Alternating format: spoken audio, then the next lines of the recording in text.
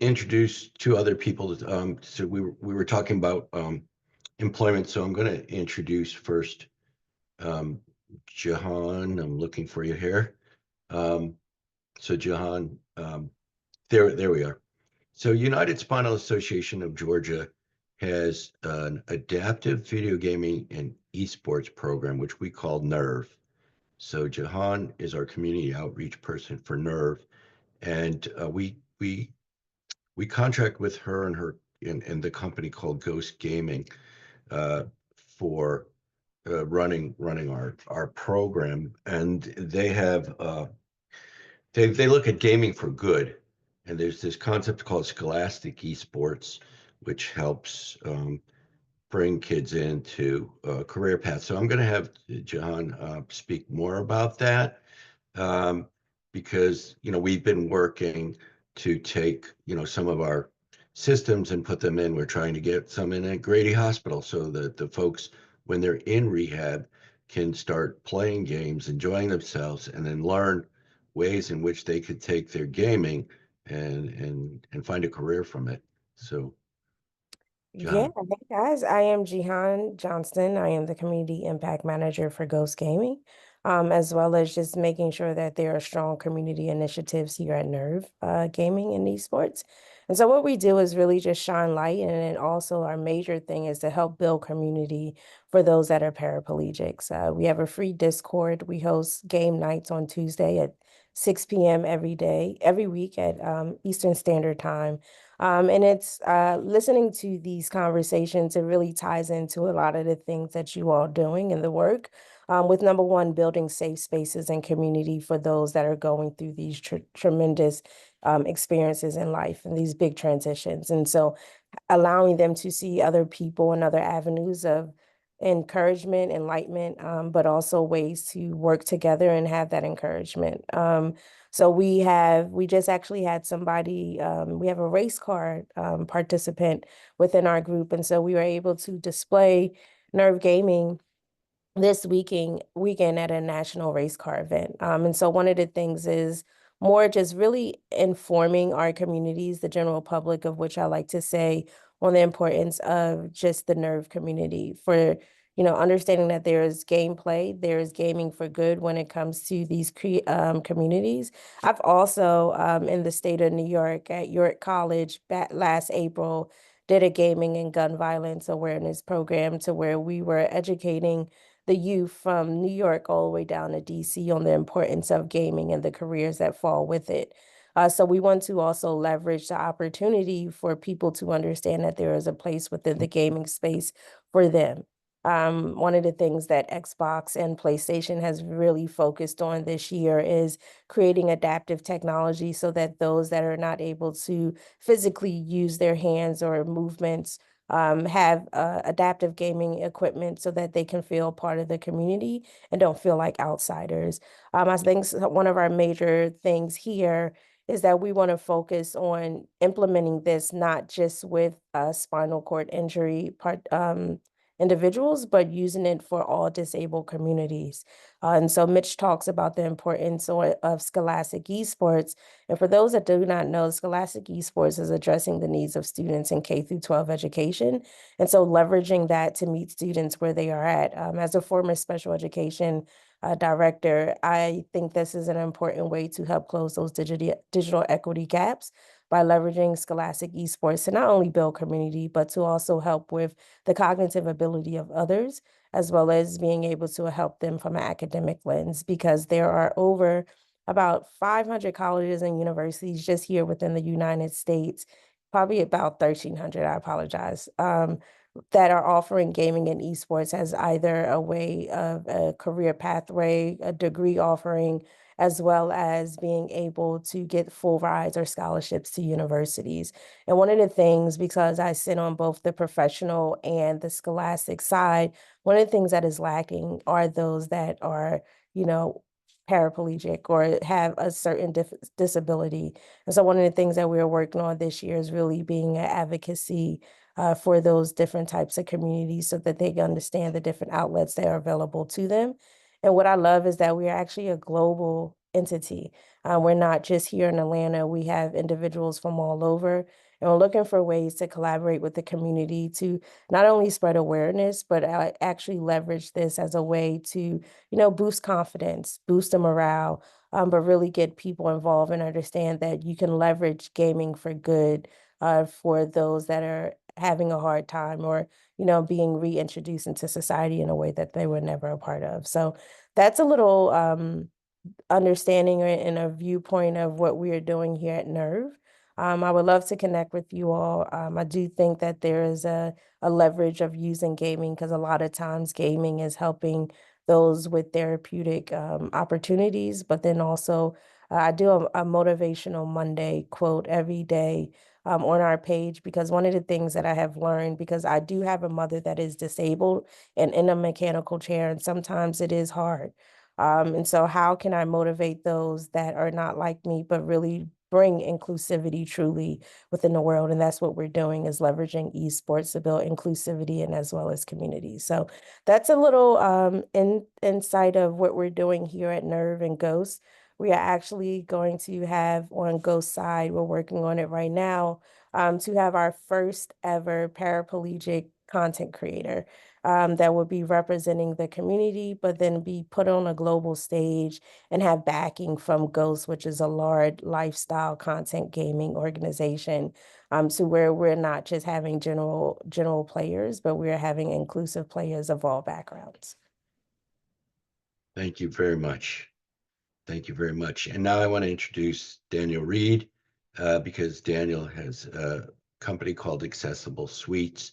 She was a nurse at Shepherd for 20 years, and then she branched out. She left Shepherd and started this company, and she's just doing amazing things. And I just want her to talk a little bit about Accessible Suites and how they're working now with other realtors to try to in, increase the amount of accessible space in Atlanta and the greater area. And Danielle's here with the flu, Yeah, sorry so about that. she's just braving it today, and thank you. Yeah, no problem. Can you guys hear me okay? Might need to go get my Yes, microphone. yes, no, just speak up. That's good. Okay. Well, my name's Danielle Reed. I've worked on all the floors at the Shepherd Center. I started in 2003 and in 2007 started working on finding some short-term rentals for the families that were in town.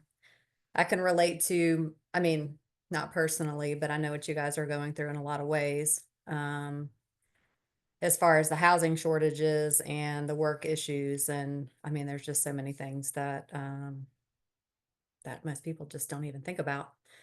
But been working on accessible housing. I have accessible real estate mainly for the patients who are coming out of Shepherd who need to be close to medical or they're waiting on houses to be built or whatnot. And I've had a lot of problems actually finding real estate to expand. I actually got a call while I was on this call with somebody looking for housing. So we're turning down a couple people a week. So I don't know. We were actually talking, I was talking about it with my husband about going to our city reps and starting to reach out and find out what we can do in the education space on universal design and whatnot. Because the National Builders Association has dumped their universal design program or their class that they were doing. So there's a big gap there. So I've turned a little bit toward helping real estate agents understand what adaptability is over accessibility. So even in the senior community, you hear a lot of, that's going on right now with people getting older and there's not enough housing, there's not enough caregivers. But the bridge that I'm trying to help with is like 90% of people want to stay in their homes and age and place. When we're looking at disabilities, it's just a sudden thing that comes up and you're just totally caught off guard.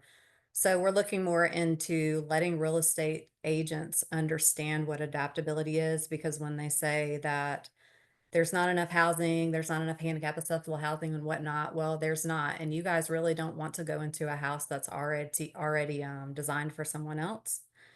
and it can cost a lot more to make those changes. So basically just teaching the community what it means to evaluate a property and what, what are the things that go into the construction of making the adjustments and whatnot. So it is easily adaptable. So focused a lot on the real estate agent side and wondering how we can get more involved with that education on the city side. So this has been really helpful. Thank you very much. So we just have a few minutes left here, and I think we were beginning to really get some nice steps for next way. I mean, I obviously have a list of everybody who's registered. We had actually 70 people. We had to close registration because of the size limitation of the room.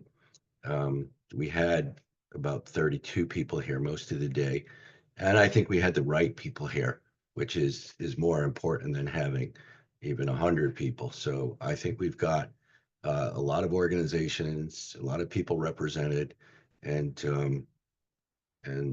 this should be just the first stop in this 2-year process that Jasmine will help lead us.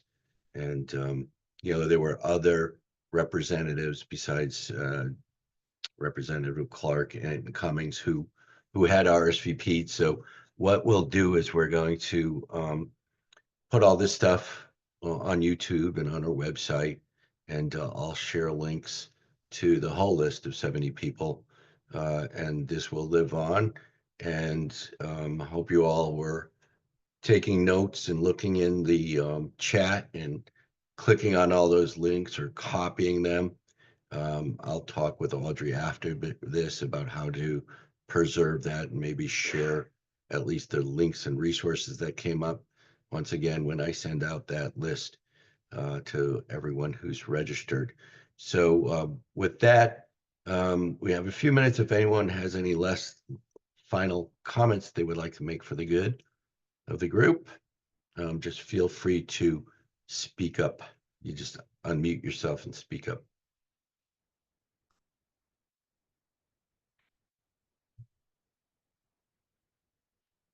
I just want to say thank you for doing this. This was really good. It was informative. There are things I learned that even I didn't know. And I look forward to just continuing to be an advocate and continuing to actually do the work to, help support community health workers and hopefully get a peer specialist for gun violence program going here in Georgia. Thank you.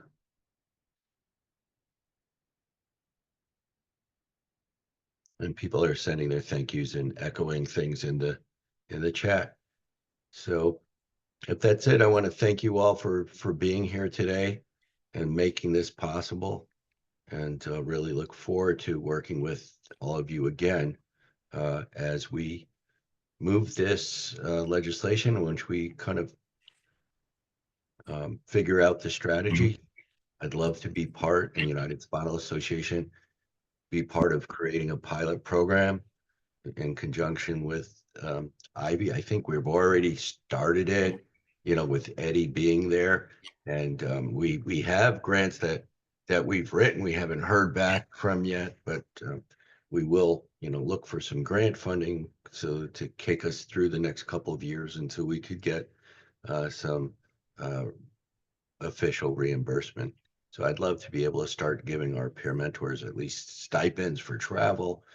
I'd love to pay them, a stipend for their time.